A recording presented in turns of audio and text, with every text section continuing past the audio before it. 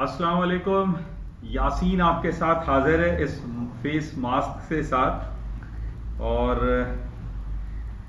आज तकरीबन एक महीने के बाद मैं आप लोगों के साथ हाजिर हो रहा हूं। और पिछले एक महीने से ये वायरल इन्फेक्शन, नज़ला, बुखार, इसका मैं शिकार रहा और एक महीने से आपके साथ मैं गैर हाजिर रहा, जिसके लिए मैं माजरत ख्वाह हूँ। और उन तमाम लोगों का बहुत ज़्यादा मैं तहे दिल से शुक्रगुजार हूँ जिन्होंने अपने YouTube कमेंट्स में मेरे लिए दुआएं लिखी और अपनी दुआओं में मुझे याद रखा। मैं उन तमाम लोगों का तहे दिल से शुक्रगुजार हूँ।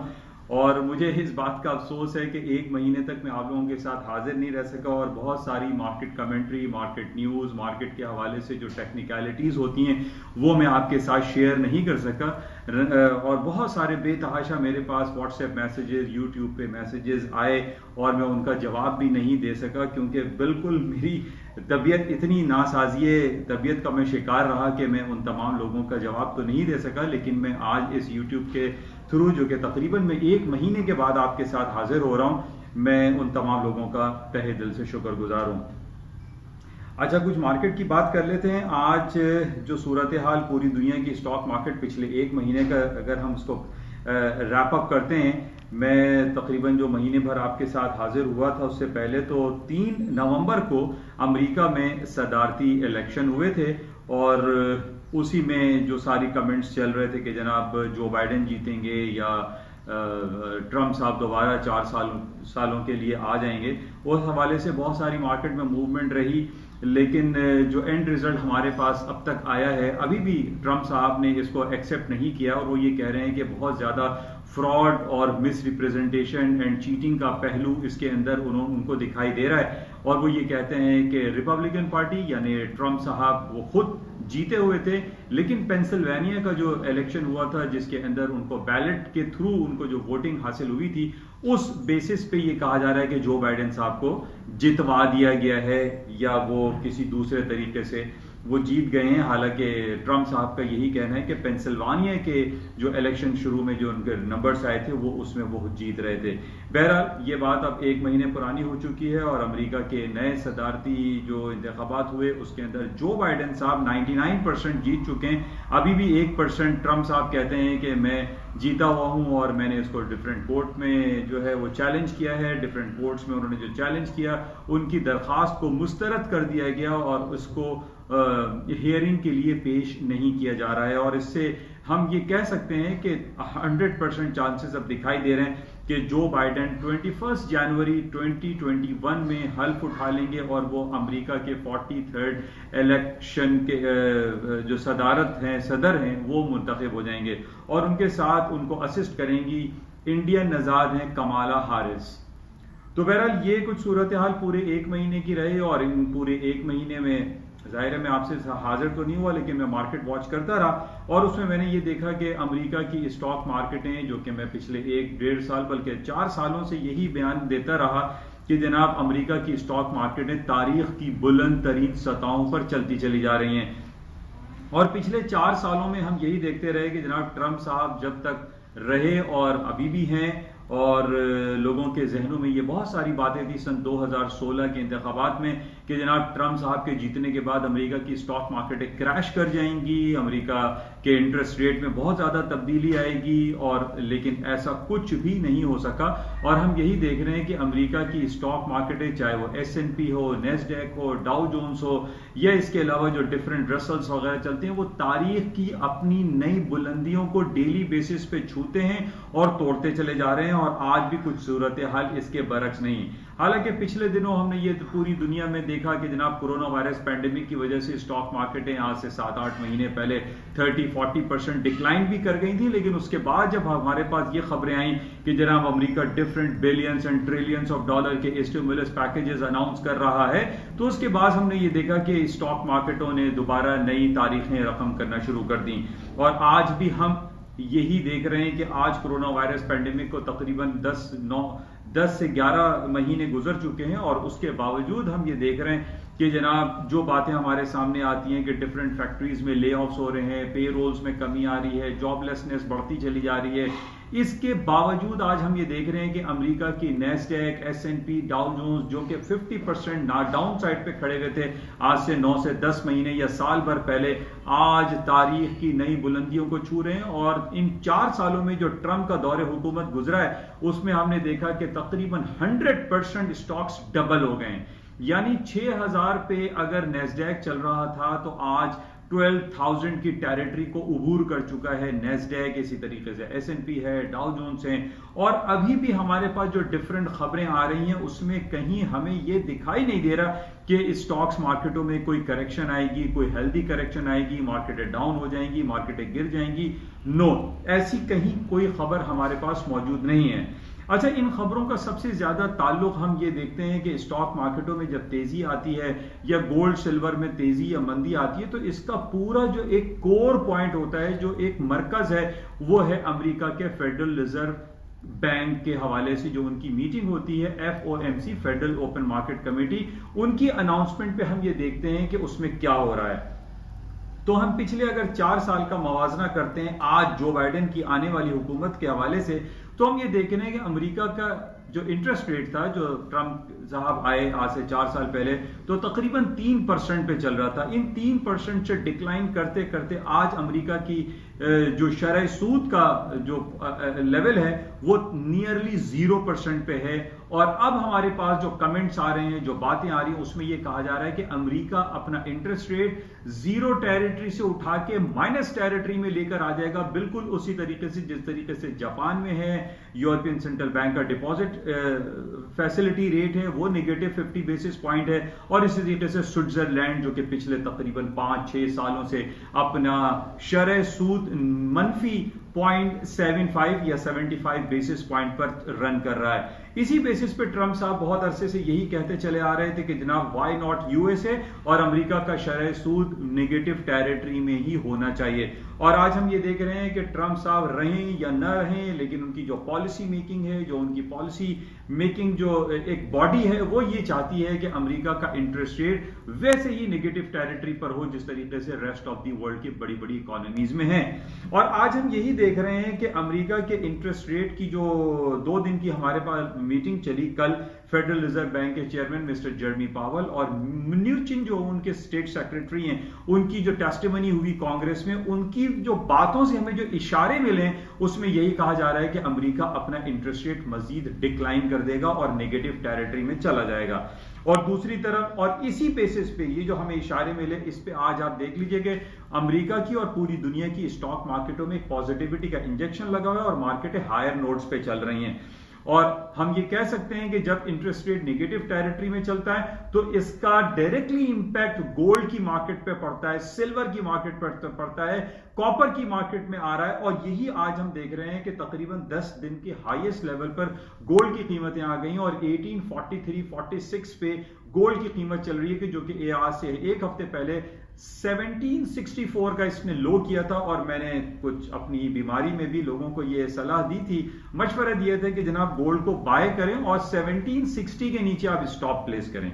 On technical grounds as well as, और जितने भी हमारे पास न्यूज आर्टिकल्स आते रहते हैं। और मैं अपनी बीमारी में ये न्यूज आर्टिकल्स को देखता भी रहा, लेकिन आप लोगों के व्हाट्सएप के मैसेजेस का मैं जवाब देने के काबिल नहीं था उस अपनी तबीयत की हवाले से। लेकिन मैं पिछले 1 महीने से ये तमाम वॉच बहरहाल मैं करता रहा और आज मैं यही देख रहा हूं कि गोल्ड की कीमतें 10 दिन के अपने हाईएस्ट लेवल पर चली गई हैं। अच्छा, इनके पीछे न सिर्फ हमारे पास ये खबरें हैं कि जनाब अमेरिका अपनी जो टेस्टिमनी कल हुई जेरेमी पावेल साहब की, उसमें उन्होंने कुछ इशारे हमें दिए। न सिर्फ ये, बल्कि हम ये देख रहे हैं कि जिस तरीके से पूरी दुनिया में एक पोटेंशियलिटी का इंजेक्शन लगा हुआ है नेगेटिव टेरिटरी पे शरह सूद रखने का। और इसके अलावा जो हमारे पास ये जो खबरें आ रही है कि जनाब कोरोना वायरस पैंडेमिक की जो वैक्सीन है वो कामयाब तरीके से बन चुकी है और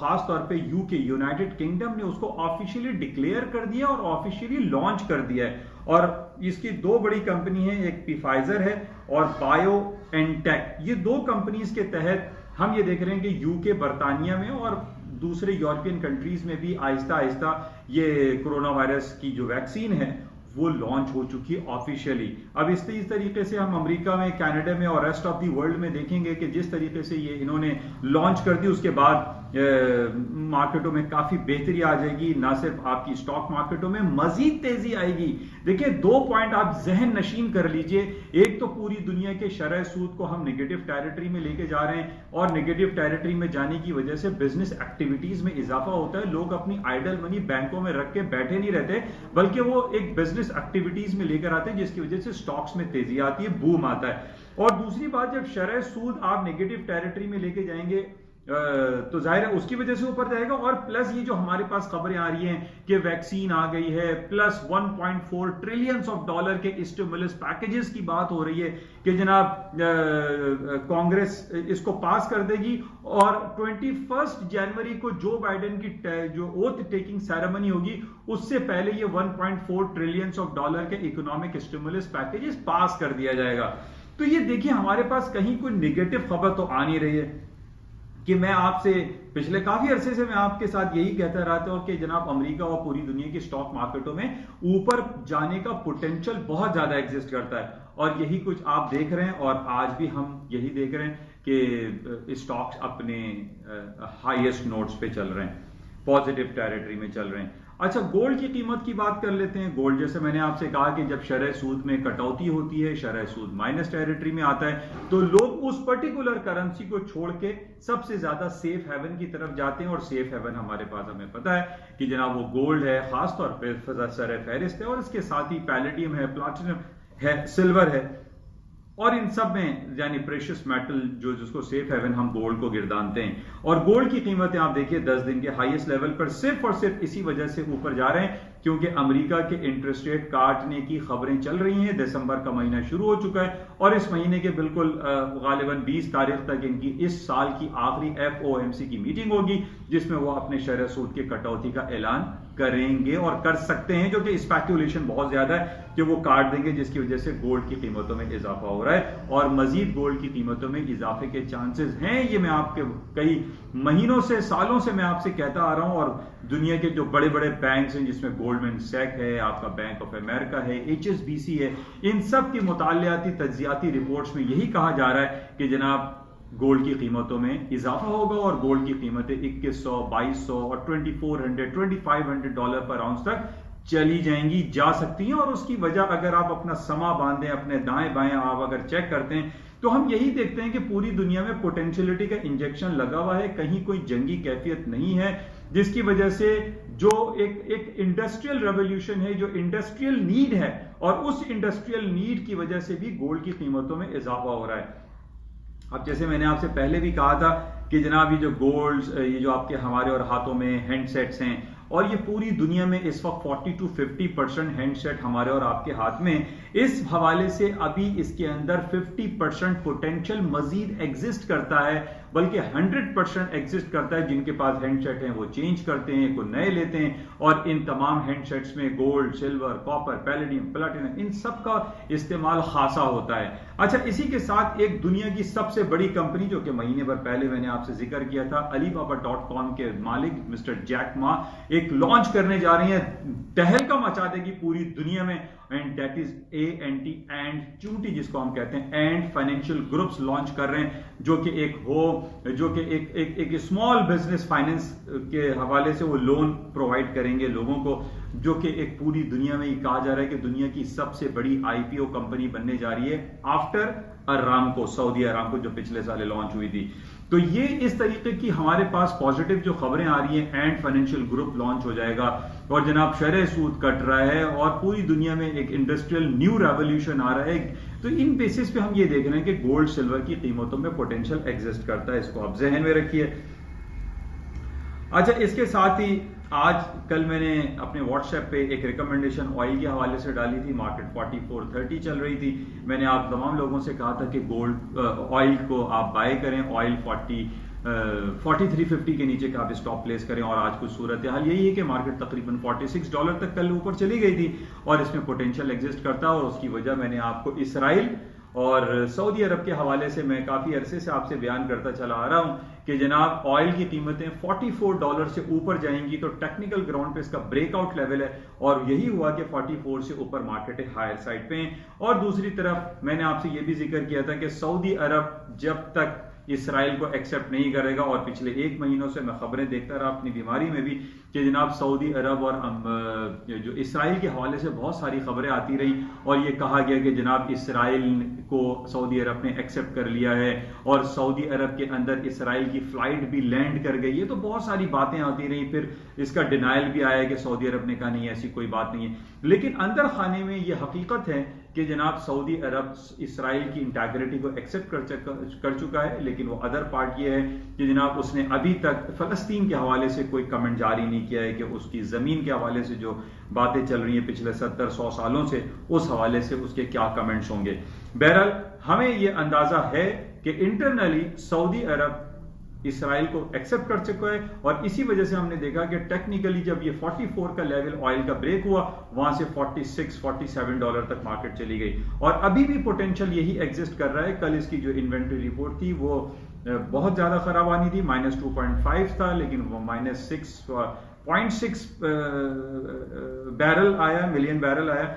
उसके कंपैरिजन में मार्केट थोड़ा सी नीचे आई, लेकिन इसको बाय करना चाहिए 4350 के स्टॉप्स के साथ। बहरहाल ये कुछ खबरें थीं, और आज हमारा दिन है जुमेरात का, और जुमेरात को हमें पता है कि वीकली जॉबलेस क्लेम की रिपोर्ट आती है। इसको हम शाम 5:30 बजे पाकिस्तानी वक्त के मुताबिक चेक करेंगे कि मार्केट में क्या रिपोर्ट्स आती हैं और इस पे मार्केट में क्या मूवमेंट होती है। कल जुमा है, कल हमारे पास सबसे बड़ी रिपोर्ट जो कि मंथली बेसिस पर आती है यूएस पेरोल की रिपोर्ट और अनएम्प्लॉयमेंट की रिपोर्ट, जो कि बहुत ज्यादा इंपॉर्टेंट होती है और उस पर मार्केट बहुत मूव करती है। और हम ये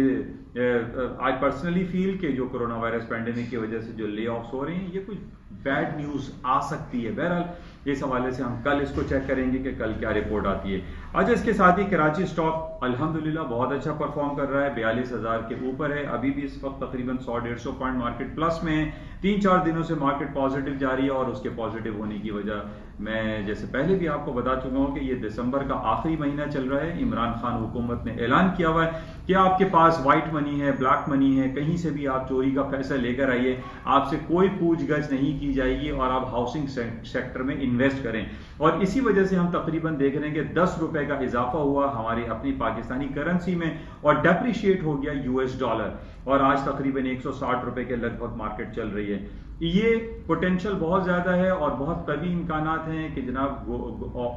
जो पाकिस्तानी करेंसी है ये और मजीद स्ट्रांग होगी और यूएस डॉलर डेप्रिशिएट मजीद होगा इस दिसंबर के आखिरी महीने में। तो बहरहाल इसको मजीद देखेंगे, और हम दुआ गो हैं कि Karachi stock exchange PSX index और मजीद ऊपर की तरफ जाए। इंशाल्लाह राब्ते में रहेंगे। आज मेरा ये 1 महीने के बाद आपके साथ पहला राब्ता हुआ है। मैं खुद भी दुआ गो हूँ, आप भी मेरे लिए दुआ करें कि मैं सेहतमंद रहूं, और तमाम लोग जो मेरे सुनने वाले हैं, जो मेरे देखने वाले हैं, वो मेरी दुआ है कि सब सेहतमंद रहें और आप अपना बहुत ज़्यादा ख्याल रखें। और जाते हुए मैं आपसे ज़रूर ये कहूँगा कि इस फेस मास्क का इस्तेमाल जब भी आप कहीं पब्लिक गैदरिंग में जाएं या बाहर जाएं, घर से बाहर जाएं, इस फेस मास्क का इस्तेमाल ज़रूर कीजिए। आपसे जाते हुए गुजारिश है यूट्यूब चैनल को लाइक करें, सब्सक्राइब करें, और अपने दोस्त अहबाब में इसको ज़्यादा से शेयर करें। थैंक यू, खुदा हाफिज़।